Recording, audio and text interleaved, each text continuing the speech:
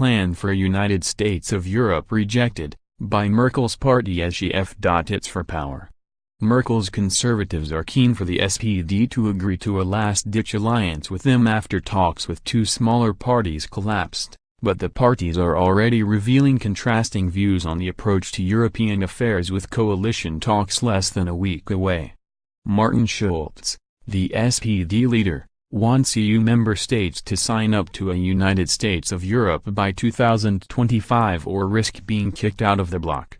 He called for a new treaty to formally convert the EU into the United States of Europe, along the lines of the United States, though bizarrely claimed this was no threat to individual countries.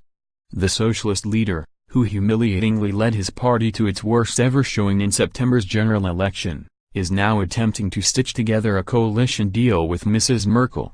However, senior conservative Volker Kauder said Schulz's European proposal posed a danger to the EU and citizens' approval of Europe, while Peter Altmaier, Merkel's Chancellery-chief, said the SPD's time frame was unrealistic. Lauder told the Tagesspiegel newspaper he believes European citizens want the reliability that they believe they can find in national states, but admitted strengthening Europe remains an important policy. He added, the proposal would also jeopardize the work of unification that is unique in the history of the world because the majority of member states certainly wouldn't participate in creating a United States. Altmaier admitted he was surprised by Schulz's proposal and instead believes it would be more effective to tackle specific issues, such as unemployment and immigration.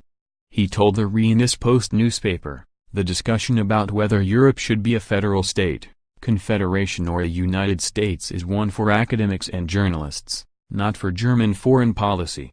A United States of Europe would transfer member states' sovereignty to Brussels and there would not be a majority for that in many EU states.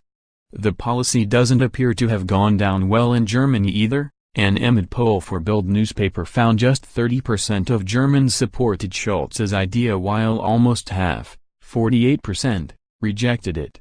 Mr. Schulz, a bombastic former MEP and EU Parliament president who quit his Brussels job to take on the German Chancellor, had never hidden his federalist ambitions. His proposals would create federal Europe, which can act together in policy in areas including domestic and foreign security, tax and monetary affairs and asylum and international development. In a conference speech he warned European values were being systematically undermined in countries like Poland and Hungary and that the EU needed more powers to uphold its laws. Afterwards he tweeted in English, "I want a new constitutional treaty to establish the United States of Europe. A Europe that is no threat to its member states, but a beneficial addition.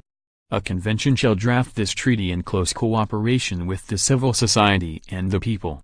Its results will then be submitted to all member states. Any state that won't ratify this treaty will automatically leave the EU."